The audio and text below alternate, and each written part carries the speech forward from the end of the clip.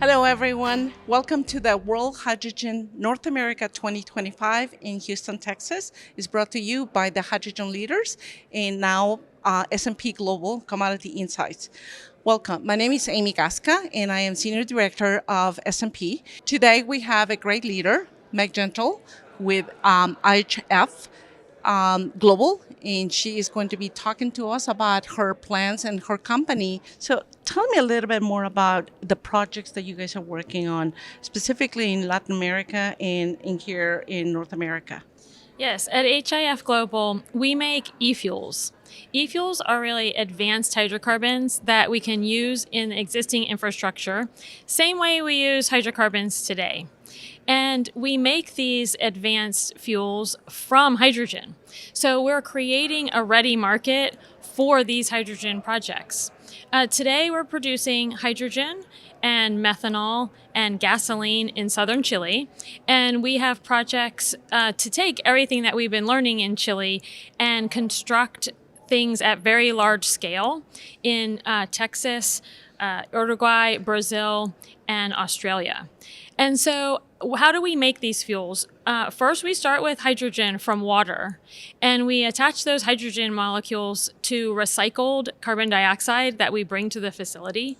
And so then you have a hydrocarbon, again, that is chemically the same as gasoline and diesel fuel, jet fuel that we use today, but it's made from recycled CO2. So it's this big CO2 recycling system. And because it is chemically the same, it can just get blended in with all of the existing distribution systems and go straight into your car, straight into the airplane. And so the fuel that we produce today, gasoline, we sell that to Porsche, and they use it in a lot of the specialty races. Last summer, we supplied 100% of the fuel for the Porsche Mobil 1 Super Cup races, which race at the F1 before the F1 cars. Wow, this is really, really interesting. And you talk about market ready. I mean, one of the challenges the hydrogen markets have is with having the infrastructure.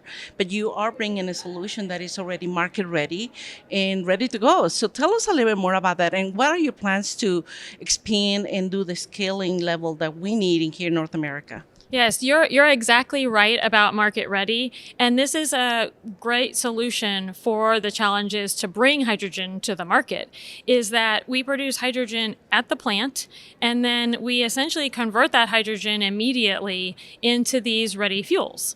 And so one example will be the facility that we're designing in Texas.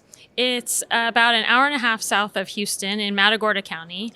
It's already fully permitted to begin construction, and it will produce 1.4 million tons of methanol, which will increase the U.S. production of methanol by about 25%. So it really will make the United States a leader in these advanced fuels, which are starting to be produced in many countries in the world. This is fascinating. So, when we're talking about domestic and international, I mean, your company is obviously global, but, where is the largest growth that you guys have seen domestically here in North America or international? I would say that the largest existing production growth of projects coming online today is happening in China. And that is because they have the underlying support from the government to build these projects very fast. And so people are signing long-term offtake agreements to commit to the fuel, which is what we need to finance them on a long-term basis. And so this is where our fiercest competition is coming from, biofuels and e-fuels coming out of China. After that, I would say that the support in South America for these projects is also incredible in terms of facilitating environmental permitting in Uruguay and Brazil, bringing solutions for the supply of CO2 and the other feedstocks. So we can see these leadership regions growing, trying to supply these fuels that the market is really calling for. Well, I would be dismissed if I don't talk about policy making. So, how is the policies in North America impacting your company's growth, and are you redirecting the R&D, the investments outside of the U.S., or what can you tell us about how is that going to impact you? Well, I would say that we to date have spent about $200 million developing the US project. So that's money that we were willing to put at risk because there was a lot of supportive policy for these projects.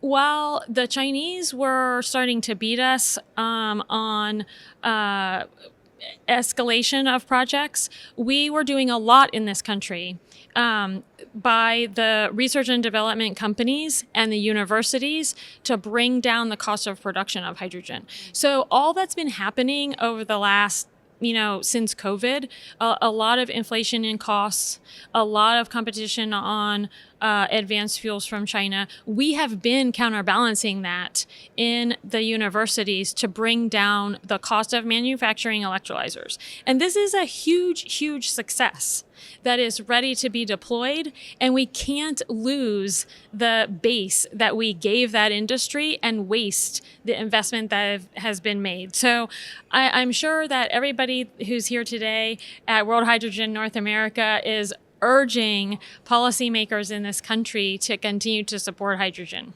Well, definitely S&P Global is supporting that. And thank you so much for your words. And thank you so much and congratulations. I think you guys have something that we want to hear. Continue the demand on hydrogen. Thank you.